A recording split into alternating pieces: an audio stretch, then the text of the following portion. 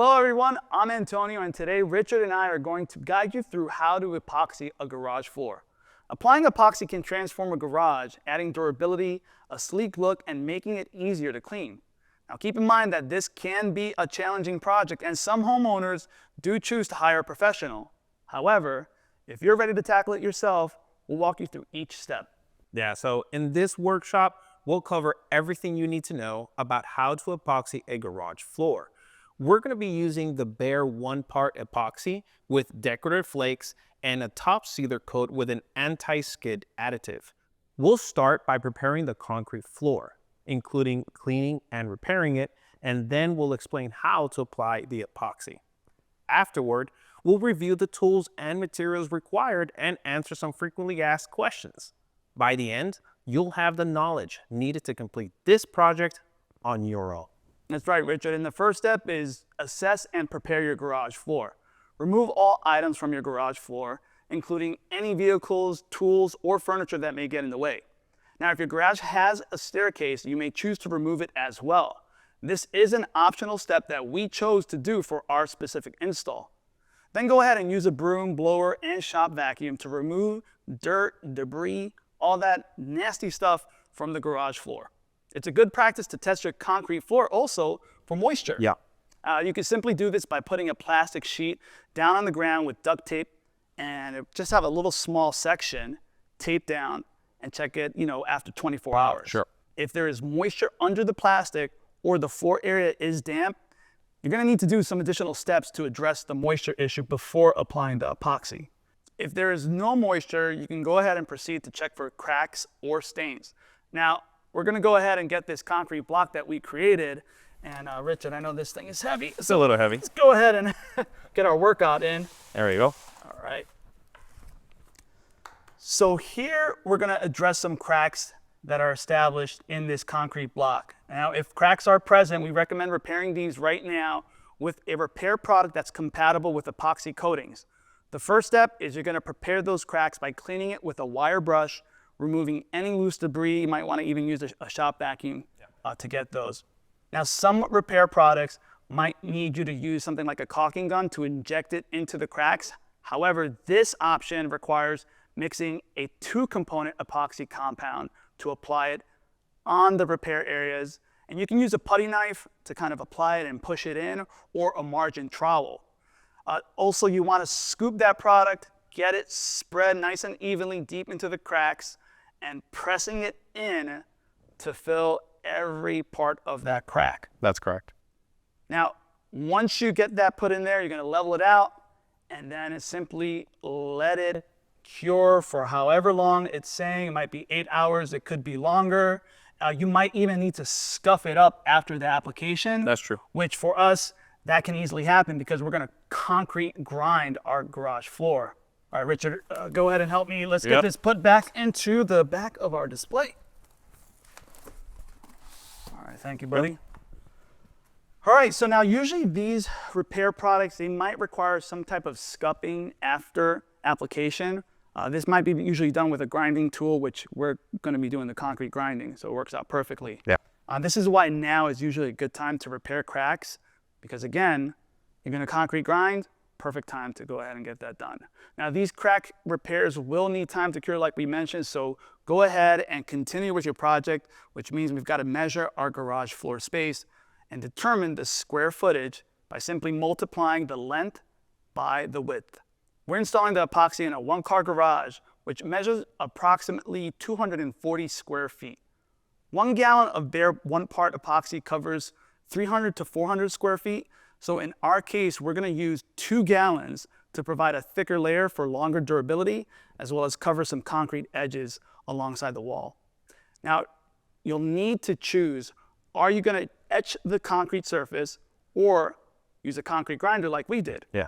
A concrete grinder removes high spots, addresses uneven areas. It even takes care of stains and certain imperfections within the concrete floor. This helps provide a uniform surface to enhance adhesion for the epoxy. Grinding can also be an effective way to remove layers of pre-existing paint, sealers, other coatings, or stubborn stains from oil or grease. Yeah, definitely grinding is the way to go. Now, if you're like me, you may not own a grinder. You can rent one from the Home Depot tool rental like we did. They're relatively inexpensive and it gets the job done. For those of you that don't want to grind, you may etch the concrete floor with an etching solution like muriatic acid. Your choice will depend on the current condition of your floor, your budget, and safety considerations. We'll discuss etching later in the workshop. Antonio, so can you tell me, what does grinding or etching actually do to the concrete? Yeah, and really what you're doing is grinding or etching is increasing the concrete porosity. What this does is it provides an even concrete surface that will ultimately better adhere with any coating, such as epoxy. Without this step, the epoxy may not adhere well. It could lead to things like peeling or flaking over time. Now, concrete is a naturally porous material, and what this process does is essentially it helps open up the pores. Got it. So it's basically like when you paint furniture, for instance, right? Yeah. You use a little bit of sandpaper first to create that adhesion, that grip for the paint to get in there and bond to it correctly so that it can last years and years. Right. Or even like, when you're taking a shower and you're using an exfoliation solution, you got to keep that skin looking nice and fresh. Nice. I got it. So for this garage, we will be using a grinder, eliminating the need to degrease the floor because it's going to take care of all those issues, trust me. But before you start, know that concrete grinding creates dust, making it very important to attach it to a shop vacuum that has a filter and a shop vacuum bag designed to collect masonry dust, okay? You may need several shop vacuum bags depending on how large of an area you are grinding. If you do not have a shop vacuum, no worries. This can also be rented in combination with the concrete grinder at your tool rental center. I also want to advise that the concrete grinder is a bit of a heavy machinery and you will need extra hands or a ramp to lead this into a vehicle, okay? Wearing proper safety gear like a respirator, eye protection, and ear protection is required and extremely important. With all of that said, Antonio and our viewers, are you ready to tackle this project? Yeah, come on, man, let's go. do it. Look, so we went ahead and we attached the shop vacuum to the grinder. We started in the back corner of the garage and we worked our way towards the exit. Keep the grinder flat on the surface. It's got a good weight to it, so that's going to help maintain it to avoid gouging the concrete. Now, the concrete grinder will also have a leveling tool for you, so you can adjust it as needed. Go ahead and move that grinder in a slow overlapping motion. You're going to go a little bit side to side over the floor. Now, you will not need to apply much pressure, again, because that concrete grinder, It's heavy. it has that weight. Exactly, so it maintains contact. So it's really going to do most of the work for you. But it's a good practice to periodically check your floor, see how the grinding is performing, and adjust the level as needed if you're hitting some high spots or low spots. Now, if the grinder is not properly level, like we mentioned, it could cause things like uneven grinding or even leave very noticeable marks on the floor. That's true. And this is the time where you don't want to wear your nice clothes. It will be completely covered with dust, okay? Pay extra attention to stains, high spots, or old coatings, okay? You may need to go over these areas multiple times to achieve a uniform surface. That's really important so that you get an excellent finish, okay? Prep, prep, prep. That's all it takes. Also, you may need a handheld grinder to use on any areas you cannot reach with the larger grinder, okay? That tends to be the edges of the garage, those small edge garage walls that they're about like 6 inches tall. Yeah. You're gonna wanna use a manual grinder for that instead of, obviously, you can't use the big grinder for that. So those are the type of edges that we're talking about. Now, periodically stop grinding to inspect the floor. Go over any areas that you may have missed. You're gonna visually see it. It's very obvious, so don't worry about that. Once you're finished grinding, use the shop vac to remove all the dust and debris from the floor, okay? You can use, sometimes the shop vac has like a squeegee attachment, and that's really great to use for the floor. It's gonna ensure that you're picking up all that dust. You can also use a pressure washer. thoroughly to clean the surface, okay? Allowing more than 24 hours for the area to dry, especially if you're using that pressure washer. You have to let it dry. It's gonna get a great job of releasing all that dust and flushing it away, but you're gonna have to add that extra time. You can also speed the drying process by using a fan, like a 24-inch drum fan. We used one. That was a game changer. It really did make a big difference. Now, if you choose to etch the surface instead of concrete grinding, you'll need to remove any previous coatings and clean all oil and grease stains before etching. If you don't, then the epoxy will not adhere to your concrete. That's right. It's the enemy. Stains, grease, debris, all that stuff. Everything is going to affect the final result. Etching needs to have direct contact with concrete to have the correct results, making removal of these stains and coatings before etching extremely important. Right, yeah, that's what we keep saying, prep is the most important part. So removing those stains will require something like a concrete degreaser or heavy duty cleaner. A lot of different products we've got available to help break down oil and grease. Simple rule is just follow the instructions. Some products, they might come concentrated, meaning you have to get your science experiment on and mix it, diluting it with water. But in any case, you're gonna apply that degreaser directly onto those specific areas. Try to do it one at a time to focus on letting it sit there, at least 5 to 10 minutes to really penetrate. But again, follow whatever the manufacturer recommends to give it that time to break down those stains fully. You can use a hard bristle, long-handled brush to go in and get really deep in those nooks and crannies to remove those stains and work it in there. After you're cleaning it, you're going to want to rinse off that area using a simple garden hose or even a pressure washer like Richard mentioned to get any last remains of that degreaser as well as remaining dirt. But overall, you're going to ensure to remove all traces of that cleaner, all that debris, because again, that is the enemy of adhesion. And then leave enough time for things to dry out properly. Yeah, definitely, Antonio. And if you choose to etch your floor instead of grinding, there are several products available for etching concrete, right? First of all, you got muriatic acid. It's a more common choice and it has a very low cost, but does require additional care and instructions to safely use. Alternative etching products will cost more and can be easier to use.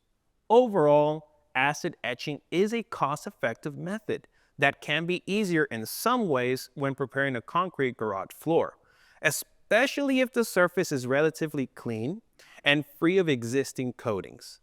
Be sure to wear safety gear, okay, very important, and follow the product instructions while you are using it. Yep, always wear protective gear. That's including resistant gloves, safety goggles, long sleeve pants, a respirator mask to protect against any fumes, because again, it's all important. We got to protect yourself, correct, as well as your home. Now, here are some important instructions to highlight when you're dealing with muriatic acid. First, you'll need to dilute the muriatic acid by adding the acid to water in a plastic watering can. Never add water to acid, as that will cause a strong chemical reaction. Following the instructions, you're going to mix the correct ratio of acid to water and then simply stir the solution gently with a plastic or wooden tool. Do not use metal, as acid can react with many types of metal. Then wet the concrete floor with the hose before applying the acid to the concrete, as that concrete should be damp, but again, not have standing water. Correct, yeah. And in most cases, remember, water will be that neutralizing factor. It helps. For acid, okay? Yep. Now next, pour the acid solution onto the concrete using a plastic watering can or a plastic sprayer. Scrub the acid into the concrete with a long-handled acid-resistant brush. This is really important. Most people just use any type of brush. Yeah, it's got to be acid-resistant. After a couple of minutes, their brush is no brush no more. Where did it go? It went away. So make sure that it is acid-resistant, okay? The bristles, okay? You'll see bubbling or fizzing, which indicates the acid is reacting with the concrete to etch it. Allow the acid to sit on the concrete for about 5 to 10 minutes. You may need to do this several times, as the goal of this is to make the concrete feel more like a sandpaper, more like 150 grit sandpaper. That's what you're looking for as the results when you're using muriatic acid. So giving that rough texture. So that it bonds. That's right. Yep.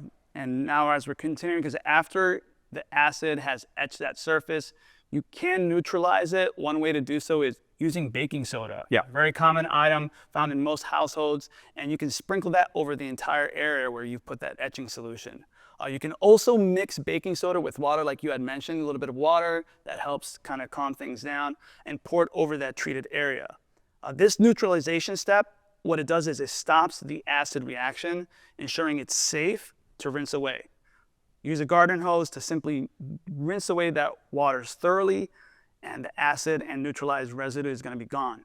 Now make sure to rinse multiple times. You just want to make sure that you get all of that acid remnants gone from the floor. And for additional cleaning power, we can go ahead and use that shop vacuum again to get all of those nicks and crannies. It gets in deeper to those cracks, removing that moisture, that water. Yeah, definitely. And remember, the more water you're adding to the muriatic acid, you are neutralizing it more and more.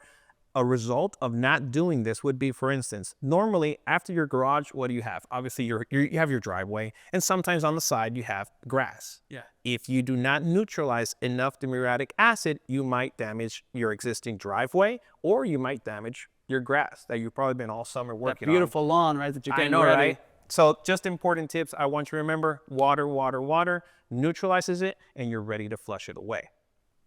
Let the concrete dry for at least 24 hours. This is extremely important. You must have this concrete completely dried. This ensures any coating applied afterward will adhere properly. Always work in a well-ventilated area, okay? As muriatic acid can produce harmful fumes. After preparing the surface, it's essential to properly dispose of any cleaning and etching materials. Check with your local regulations to confirm and determine proper disposal methods. Yeah, it never hurts to partner with your local community just to kind of be aware. Sometimes there's a little anomalies or things change simply as well. That's right. Now, preparation also includes protection. So we went ahead and actually taped using painter's tape, but you can also use masking tape to protect any areas you don't want contact with that, whatever coating you're using. So for us, it was the surrounding baseboards that we applied the tape. Now, when you are doing this, ideally work in kind of small strips or small sections at a time, and make sure that you press down that tape thoroughly to make good contact. I personally like to use a painter's multi-tool Makes sense. to help press down some of those little hard to reach areas and get a good contact with the surface. Now, once we've protected that and the floor is prepped, it's fully dry, guess what? We're finally now ready to put epoxy on our concrete floor. Keep in mind there are different types of epoxy available. There's different kits, and each are suited for various applications, offering distinct benefits. When selecting an epoxy product or kit, go ahead and think of what are the important differences and choose the best one to meet your needs. We use that one part epoxy system, which is a single component epoxy paint that typically comes pre-mixed and is ready to use. It's like traditional paint, but it just has some added epoxy resins, which gives it that increased durability. Now, this product makes this type of project much easier to tackle on your own. Another type is the two-part epoxy, and that consists of a resin and a hardener. Sometimes it's also known as a catalyst, so you'll see different terminologies. But this simply must be mixed before application, and you gotta have the right ratios. Once you mix it, it's got a short working time, so you've gotta work fast, because if not, you're gonna get the frustrations and some of the failures that a lot of people talk about when they're doing this more challenging product or project. Now, this is a stronger, more durable product. But again, the point is it's more difficult to take this project on your own. Yeah, definitely. And I want to mention two little things before we move on. First of all, the tape. You were talking about that blue painter's tape. What we did in our project was at the end of the garage, it has that, normally the garages have that dip, that little waterfall. The waterfall that we added the tape at the end of that so that we can ensure that no more of that epoxy would pass more than that area. so it doesn't run off and then give you a little uneven finish. Yep, that's correct. So after that, if you're using a primer, apply it first for better epoxy adhesion. Start by opening the can and stirring the primer. Then pour the primer into a paint tray.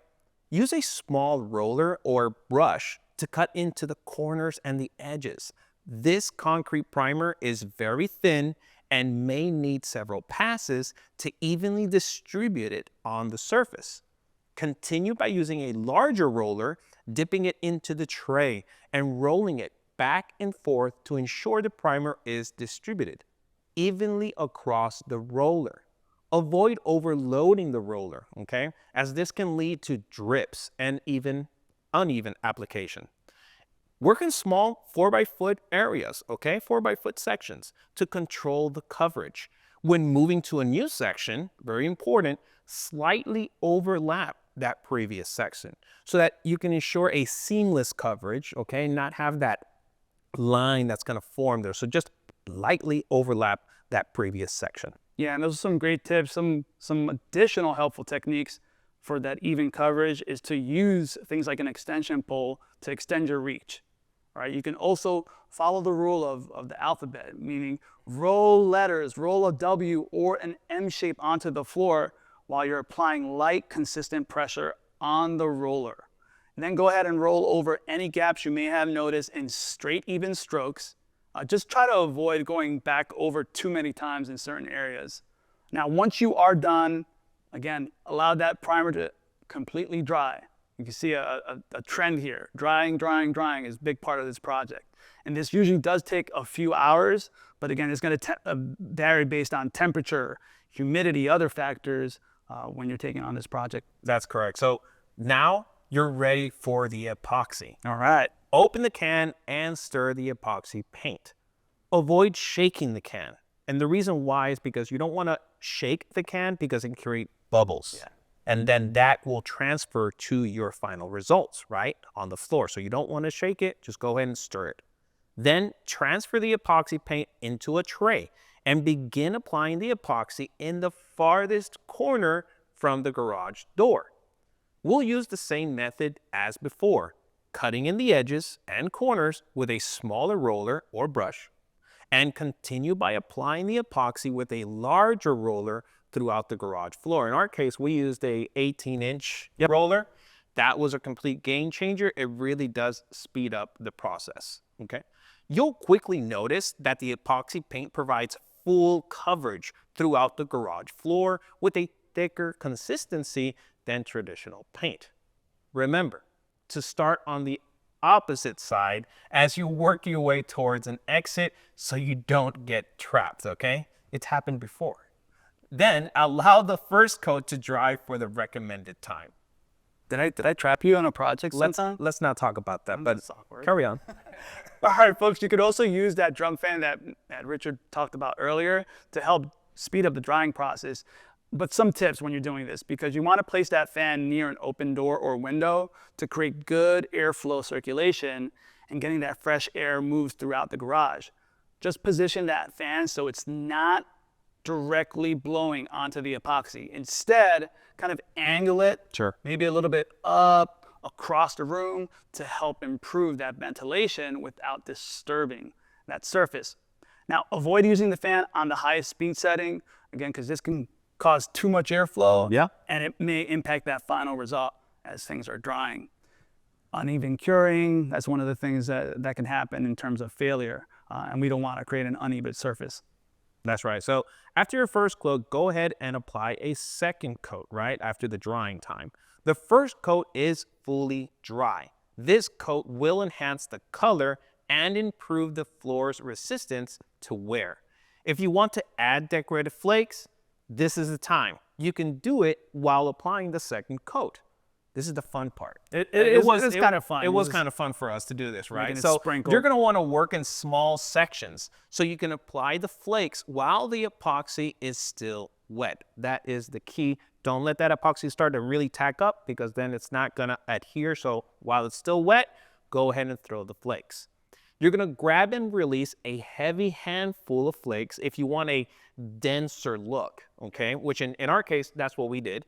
And if you prefer a more subtle effect, just grab and release a pinch of flakes. So handful versus that pinch. That is correct. Dense, small. That's right. So hold the flakes at waist height and toss them up in the air to produce a more even spread. Okay, that's really important for that really nice effect.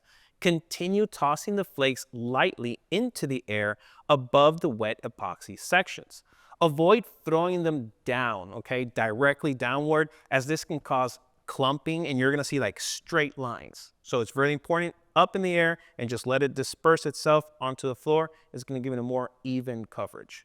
When starting a new section, just like before, slightly overlap the previous one, okay? So that we can have that seamless look without it with a continuous flake coverage instead of having a straight line. Everyone's gonna see, oh, that's where he stopped and that's where he continued.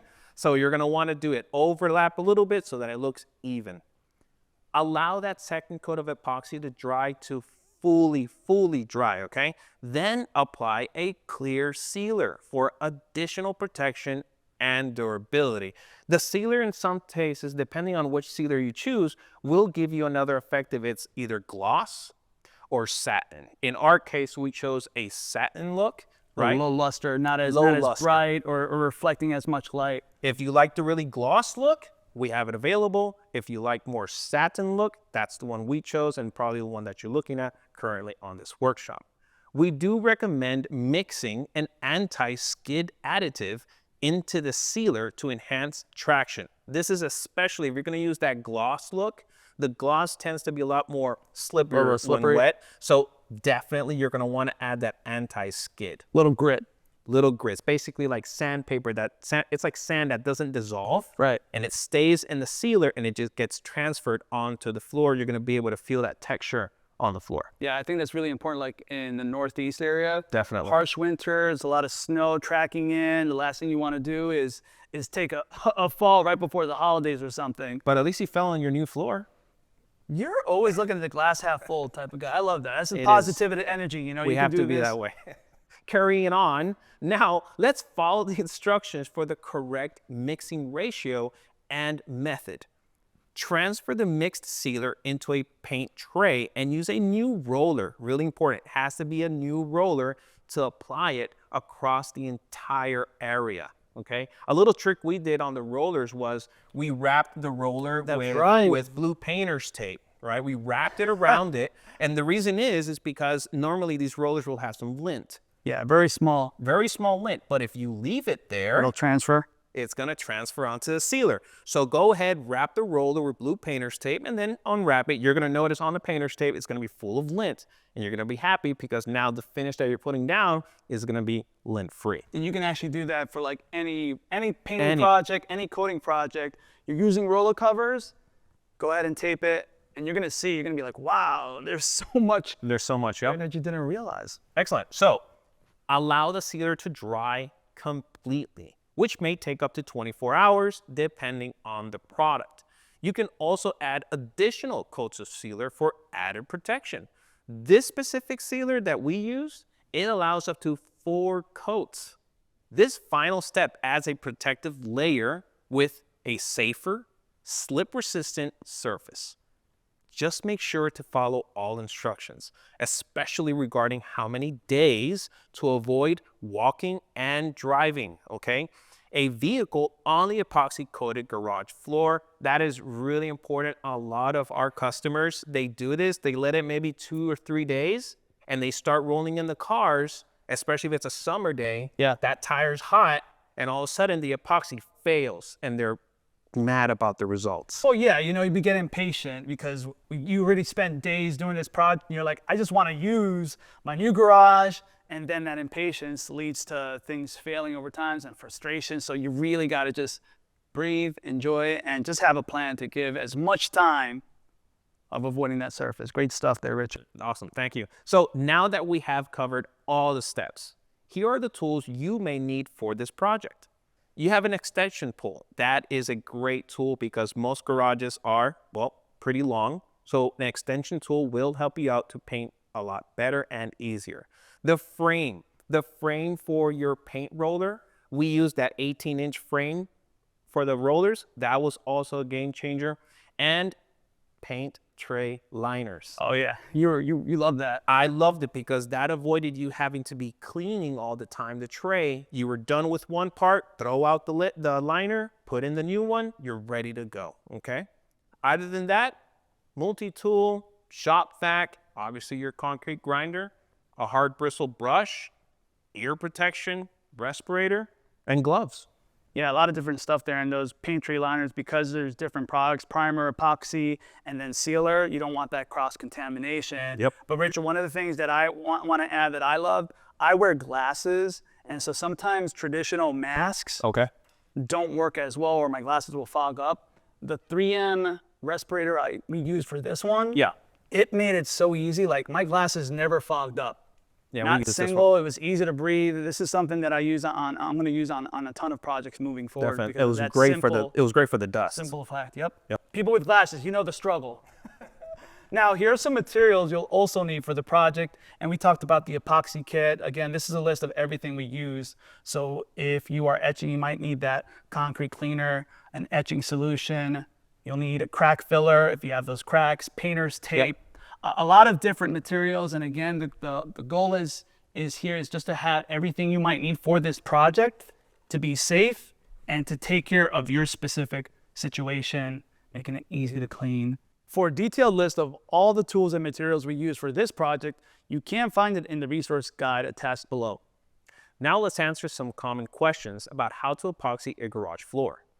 How much does a garage floor coating project normally cost? That's like the most common question for any project is, what's the cost? Time and money, and it can vary. So the product and area coverage are two main factors. When you're hiring a professional to do a coat of your single car garage floor, this can cost several $100s on the bottom end, but can go quickly up depending on a lot of factors. Homeowners on average will pay around $440, but again, that depends on the square footage, the type of coating, and the amount of surface preparation that's needed for this project. Here's an example. A professionally installed two-part epoxy coat for a single car garage can easily start out at almost $1,000. Okay. Again, that's the low end. The price quickly increases if it's a bigger garage and if additional preparation is required. So a lot of important things to consider here. But let me throw a question to you, Richard. Sure. What about time? How long does it take to prepare this type of project? Definitely. Yeah, and we spoke about time just a little bit earlier, right? So yes, you do have to plan yourself out, but coating a garage floor is very tedious and it takes time, including preparation, curing, and multiple coats. It can take several days to complete the project, right? Rinsing the floor, add at least 1 day to dry. Repairing the cracks, add at least another day. Then you must apply the coats, which need additional drying time. It could be 4 days, it could be a week or weeks, okay? Or weeks until you could use your garage, okay? That means being able to put your car in there or put any other things that you already had in your garage. Take your time, be patient, and confirm all the specific manufacturer instructions, especially for proper curing time on an epoxy coat, right? Remember, if you're spending a week or 2 weeks for epoxy, that means you're gonna have 5 to 10 years worth of this great floor. Right. So it's worth taking 2 weeks or 3. There you go, there's the math. Yeah, so apart from that, now another question for Antonio, what are the benefits of using epoxy on your garage floor? Yeah, how does this help me as a homeowner or my living situation? And simply, you're gonna have more durability. You're gonna have better protection from stains, from damages. A coated garage floor requires less maintenance overall, especially if you had a previously untreated concrete floor. Remember we talked about porosity? Yeah. Bare concrete is gonna absorb everything that makes contact with it, and that can lead to problems down the road. Nice. Plus, Richard, not only does it look great, but it can also actually increase your property's value. So you're gonna get return on that investment. Win-win. All right, let me ask you a question now. What about coating options? What is available for a garage floor? Awesome question. And it is one of the most common questions we do have. Now, products to coat a garage floor are latex, epoxy, and stain. Okay, so let's talk about latex paint. It's less expensive and it's easy to apply. Epoxy and stains are more challenging with a higher product cost. It requires additional time for completion, but provides superior performance. Right. We mentioned earlier that epoxy is available as a one-part or a two-part system. Each type offers different durability and ease of application. For this workshop, we used a one-part epoxy that offers great value, durability, and ease of use. A two-part epoxy option provides even greater durability, but has a higher cost and is more challenging. It requires speed, precision, and attention to detail during surface preparation, mixing the two parts together, and evenly spreading the epoxy. If you ever see a two-part epoxy floor with bubbles, right, that's most likely due to poor surface preparation. Again, preparation is key in this project. Yep. Look, today we covered all the steps, a lot of steps for preparing, applying, and finishing an epoxy garage floor.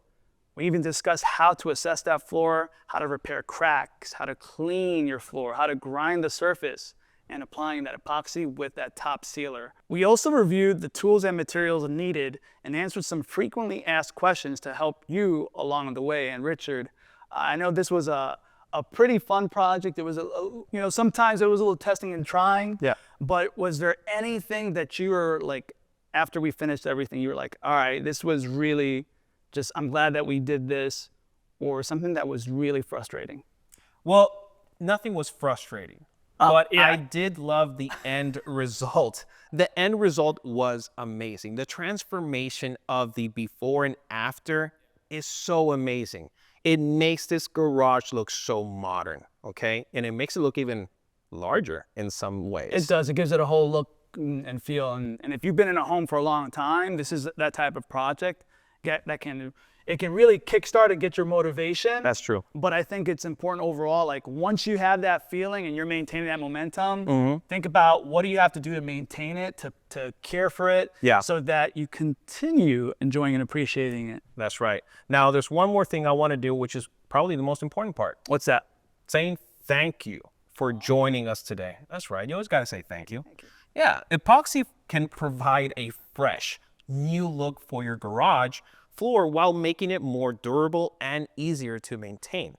Be sure to check out more of our how-to workshops. And if you have any questions, email us at workshopslive@homedepot.com. Thank you for choosing the Home Depot. We look forward to seeing you at our next workshop.